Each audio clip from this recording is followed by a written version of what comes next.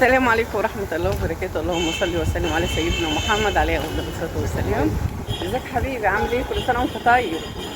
اللي أول مرة أشوف بيتك واسيبها مفرتوها ما ينساش تدوس على كلمة الشرف ويفعل الجرس عشان يجيلكم كل جديد. طبعا أنا مش مقتنعة بالكلام اللي هم عمالين يقولوه لي. كل ما أقول لهم ايه كحك العيد يا احنا يا بسكويت يقولوا لي لا لا كحك ايه، روح اشتري لك كيلو ولا 2 كيلو جاهز. عامة أنا معرفش الأسعار ايه، وفي ناس بتقول لك الاسعار بالواحده. وانا محمود نزل يسابقني وتروح تعالى معايا، انا هنزل اشتري حاجتي. عيد عندي بالنسبه لي يبقى كحك وبسكوت كده، نعملوا شويه حاجه ان شاء الله نعمل فيه ونفرح الولاد. فيلا بينا يا بنات نروح نشتروا حاجات، وكمان نروح نشتروا حاجات لحوده اهو. بص الجمال عندنا، بص الاضاءه الساعه 12 بالليل فاطمه نازله تجيب حاجات الكحك. شفتوا بقى مين بيعمل زي كده؟ انا كحك بالنسبه لي يعني عيد. فيلا بينا نجيب حاجات العيد، يلا بينا. بص يا بنات الاجواء عندنا عامله ازاي. طبعا الساعه 12 بالليل، احنا عندنا رمضان اصلا ما فيش حد بينام، بيقعدوا لغايه الصبح، وبيجي المسحراتي يخبط علينا عشان يصحينا، واحنا اصلا بنبقى صاحيين. هو المفروض المسحراتي يجي لنا الصبح، يجي لنا الظهر كده يجي يصحينا. كله بيبقى نايم، الشعب المصري بيبقى نايم في رمضان بالنهار، وطول الليل لغايه الصبح صاحي. بص اللبن الجميل ده بيبقى جاي من البلد بقى ايه طازه. طبعا استغليت اللحظه ان محمود معايا، فقلت اخده عند ابو هنديه عشان اجيب له كوتشي، علشان ما كانش عايز صراحه يشتري ومش عايز يجيب. فيلا بينا نجيب له حاجه للعيد. ده الوقت المناسب ان تلاقي فيه ابو هندية كده رايق، لكن بعد الفطار وقبل الفطار بتبقى الدنيا زحمة جدا. هوريكم هدوم العيد بعد ما نشتريها. كحك فدايما بجيبها من عند البركة، اسعاره حلوة قوي واسعاره جميلة واسعار جملة يعني بصراحة. عنده بقى حلويات وكل اللي نفسك فيه هتلاقيه موجود هنا. سوداني محمص جميل جدا ب 80 جنيه سوداني، صح؟ 80 جنيه سوداني محمص وجميل جدا. والسجاد بقى هشتري سجاد طبعا عشان اعمل الكحك. والسمنه بانواعها بقى، ممكن تاخدي السمنه بالكيلو سايبه جميله وفيها بركه زي ما هو كده. محل البركه ربنا يزيده وينعمه بفضله يا رب. فكل حاجه موجوده عنده الحمد لله، والاسعار جميله جدا جدا، بيبيع اسعار الجمله بسم الله ما شاء الله. فكل سنه دايما بنجيب من عنده بقى المنظفات، وعنده جبن وألبان وبقالة وعطارة، وكل اللي نفسك فيه هتلاقيه عند البركة. وحاجات العيد بسم الله ما شاء الله جاهزة اهي. كحك بقى ايه وبسكوت، اعملي بقى ايه في البيت وتعالي خدي الحلويات والحاجات الجميلة من هنا. توفي بقى وشوكولاتات وبونبونات وكل الحاجات الجميلة هنا. فالحاج ربنا يكرمه ويديله الصحة يا رب. كل سنة وانت طيب ويعود عليك الأيام بخير. وانت طيب ويعود عليك الأيام بخير يا رب. بصوا هنا الجنب التاني، طبعا انا ما دخلتلكوش عند العطاره زي ما انتم شايفين. تعالوا نخش كده ايه عند العطاره. كل اللي نفسك فيه هتلاقيه موجوده هنا، والاسعار جميله جدا وبالجمله. وهنا بقى الدقيق بقى والبسكوت وكل حاجات البسكوت والكحك والغريبه والشوكولاتات والحاجات الجميله كلها هتلاقوها موجوده هنا زي ما انتم شايفين كده. يلا بينا بقى نعمل حاجتنا. الحمد لله جبنا الحاجات بتاعتنا. دقت في دماغي كده ايه بالليل ان انا لازم انزل اشتري في الروقان، يعني الساعه 1 دلوقتي. كل حاجه بصوا، كل الحاجات بتاعت الغريبه والبوتفور والمكن وكل الحاجات دي موجوده قدام منك هنا. نروح بقى نحاسب. يلا بينا. خدها معايا طبعا. وزي شايفين بقى بنات الرنجه وجمالها. استعدوا بقى، كل سنه وانتم طيبين. عيد يعني كحك وبسكويت ورنجه وفسيخ وبصل. كل سنه وانتم طيبين. يلا بينا هنركب بقى ونروح. خلاص جبنا حاجتنا بسم الله ما شاء الله اللهم بارك. كمان هنجيب صاج علشان لازم كل سنه يجيلي صاج يعني نغير حاجه. الساعه 1 بالليل روحت البيت، عملت سحور، اتسحرنا، نمنا، ما عملناش حاجه. فدلوقتي بعد الفطار احنا الكلام واللازم منه. هنعمل بقى ايه الحاجات بتاعتنا.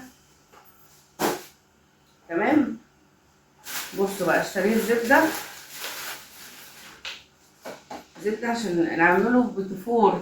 وده بيحب البوتفور وده بيحب الغريبه. اشتريت الساج ده. بص الساج المقطقط ده ب 120 جنيه. يا حلاوته يا جماله. فالزبده اهي الملبن بقى جبت كيلو على اساس انا وام ملك، يعني احنا هنعمل انا وام ملك. قال لي في ب 95 بايني وفي ب 75. قلت له ليه؟ مش ده ملبن وده ملبن؟ ولا ده مسكر شويه وده مسكر نص نص؟ المهم انا جبت ابو 75 جنيه، جبت كيلو. والسمنه طبعا جبتها سايبه اهي، جبت ايه سمنه سايبه وجبت عجوه. تمام. والروايح بقى بتاعت الكحك يا جمال ويا جمال. قعد يقول لي اشتري ايه؟ دي حاجه ننقص بيها كده. وجبت هنا ايه؟ جبت سمسم. السمسم ده نضيف زي الفل من عند البركه، تاخدي الحاجه كده وانت مغمضه. وجبت كيلو سكر بودره. تمام، بدل ما تبوظي الخلاط بقى وتقعدي تطحني والكلام ده كله، لا اهو جاهز. تمام. وده الدقيق، كل كيس 2 كيلو، كل كيس 2 كيلو. احنا هناخد 4 كيلو دلوقتي نعملوهم كحك مع بعض، طبق واحد كده، ونقعد نعجن مع بعضينا. طبعا هما بيفطروا وطالعين. مين بقى؟ صباح ولبنى ومامتها. ويلا بينا بقى ايه مع فطومه نعمل كحك العيد على طريقه امي الله يرحمها، والسمنه على النار بتتقدح. تمام. هو دي الطريقه المظبوطه اللي متعتمديها من سنين السنين. الكحك المقدوح ده يا جماله يقعد فتره عندك طويله بقى، لا يجرى له اي شيء. كحكه كده دايبه وجميله. يلا بينا نشوف المكونات. يلا. بص بقى يا بنات، الطبق ده بيتعمل فيه المعجنات. ده خامته جميله جدا وخامه نظيفه زي ما انتم شايفين. طبعا جبت اول كيس 2 كيلو، وهبدا ان انا اغربله بالطريقه ديت زي ما انتم شايفينه. طبعا فاطمه ما عندهاش طولة بال انها تفك الكيس، فدايما تلاقوني بقطع الكيس كده ايه من فوق. بعد ما غربلنا ده اللي طلع كده ايه منه، خلاص نشيل بقى اللي حوالين مننا كده. ونجيب السمسم بتاعنا. انا كنت جايبه نص كيلو سمسم، قلت نستخدم منه للكحك، والباقي بينفع اعمل شويه طحينه، ينفع لاي حاجه عندي ايه في قلب البيت. تمام. هنجيب بقى ايه رشه ملح زي ما انتم شايفين كده، وممكن كمان تحطي حبه سكر وممكن ما تحطيش، بس انا حطيت حبه سكر. ايه تاني يا فاطمه؟ هنجيب السمنه بتاعتنا اللي احنا قدحناها. انا بحط فيها لقمه كده، وهي بتبدا تتقدح، اول ما اللقمه كده تبقى حمراء يبقى السمنه تمام. هقلب بقى المكونات الناشفه دي كده ايه مع بعضيها بالخشبه، بالمعلقه الخشبه. وننزل كده بسم الله الرحمن الرحيم واحده واحده. طبعا لازم ما يكونش جنبك عيل ولا يكون جنبك حد، تبقى قاعده مع نفسك كده زي ما انا كده قاعده مع نفسي.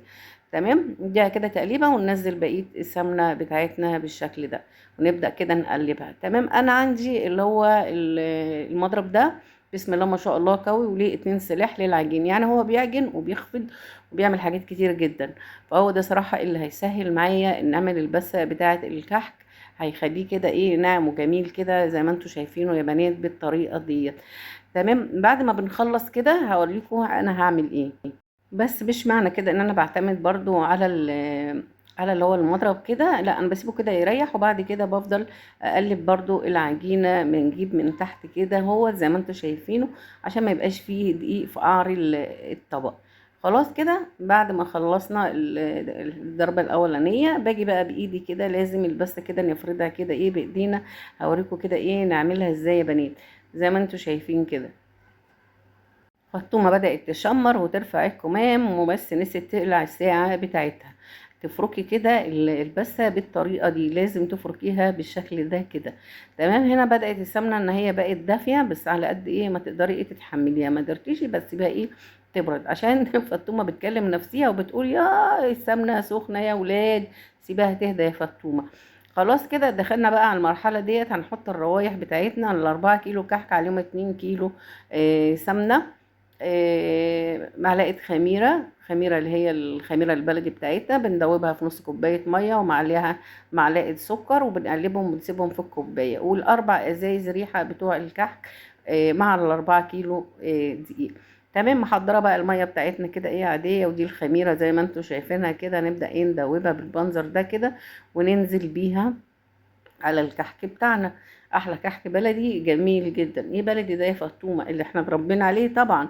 هعمل برضو بالمضرب زي ما انتم شايفينه كده، يسهل عليا الدنيا شويه، وبعد كده ابقى اكمل العجين بايديا. واحنا بنزود الميه، ما نكبش الميه مره واحده، بنحط واش يا واش علشان الدنيا ما تزيدش مننا. تمام. لكن دي بسم الله ما شاء الله فاخر من الاخر يعني. وزي ما انا بقول لكم البركه كده يعني على اول الحديد والصلب. ما شاء الله عنده حاجته جميله جدا. تاخديها وتعملي كده وانتي مغمضه زي ما انتوا شايفين. هنزل كده بالميه واحده واحده، وبعد كده هشيل المضرب اصلا وابدا ان انا ايه اشتغل بايديا علشان احس بالعجينه واشوفها ان هي كده استكفت ولا لا. تمام يا بنات. طبعا كل ده لسه ممالك ما طلعتش، انا مستنياهم. وانا قلت لهم يا بنات نعملوا الكحك في البيت، قالوا لي لا نجيبه جاهز. وروني بقى كده شطارتكم. يلا فاطمه شمرت، يلا زي ما انتوا شايفين كده ايه يا بنات بالمنظر ده. قلت لهبه يا هبه تعالي نعمله شويه كحك، قالت لي لا انا هجيب جاهز.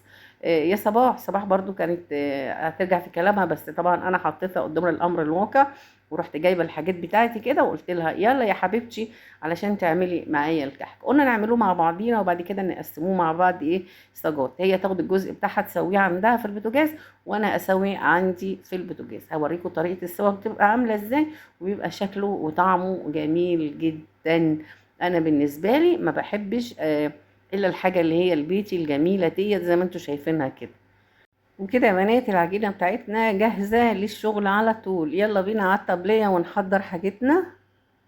كنت اروح الفرن اجيب الصاجات لامي. ايوه كانت تشيل وامي على كانت دماغها. بقى ايه تسوي هي والجيران في كشك كبير يعملوا مع بعض. ويحسبوها بالصاجات صح؟ لا يقسموا بالصاجه، انت صاج وانا صاج، انت صاج وانا صاج، ولو صاج اتحرق الصاج اتقسم علينا بالنص. انا بقى كنت بحب الصاج المحروق ده. والله العظيم ثلاثه كنا نقعد لغايه الفجر نجيب في صاجات ونودي في صاجات. كانت امي بتعمل والله العظيم 10 كيلو كحك. كانت انا فاكراهم كانت تعمل 5 كيلو كحك و2 بسكوت وقريبه ديت. وكان ايام جميله والله العظيم ثلاثه. فاكره ام السيد اللي كانت الله يرحمها، كان عندها بتاع 100 سنه الست دي، كانت تنزل تعمل لنا حلقه الملك فاروق. حضره الملك الفاروق كانت تعمل لنا الرقاق على كان عندنا الحله، هي الحله دي فين صح؟ حله بتاعت البابور. حله البابور خبيز. وتقعد ترح كده بقى وتعمل كده اهو، وهي ستي عندها 100 سنه. يا والله. والله. ده الملبن اللي هو عملناه بالزبده وعجوه. طبعا صباح بتحب تحط عليه مكسرات بس احنا ما جبناش مكسرات. هو يتكسر اللي موجود بيتحط. انا بحط عليه سوداني على الملبن نفسه واقوم عاملاه تحس ان التاكل كده يبقى فيها حاجه من جوه، يعني سوداني بقى عين جمل اي حاجه من الحاجات دي. احنا جبناهم المكسرات مش هكدب عليكم، جبناها من المدينه وكلناها يعني كانت جميله ما شاء الله، كانت محمصه وحلوه قوي. هو كده حلو مع كوبايه شاي يبقى 100 100. الله ينور يا لبنى، الله يبارك. انا افتكرته كان جاي معاكي. هو معتكفه في الجامع ما شاء الله. ربنا يتقبل منها وفرح قلبها ويرضيها. امين. احلى ايام دي ربنا يكتب لها يا رب وتزور باذن الله. راحت هي بالعباره. ده الكحك يا بنات. هنخلص كده فعلا حقيقي وكده يا بنات زي ما انتم شايفين خلصنا الكحك بتاعنا وعملنا معموله زي ما انتم شايفين كده، وعملت معموله بالسمسم او قرص بالسمسم. كان نفسي الاحفاد بقى والاولاد وكلنا نتلموا واحنا بنعمل كحك العيد، فرحته بتبقى جميله جدا. بس تقريبا كده كل جيل وليه وضعه، يعني كل واحد بيختلف. ما عادش حد بيفرح بلمة الطبلية والكحك والبسكويت.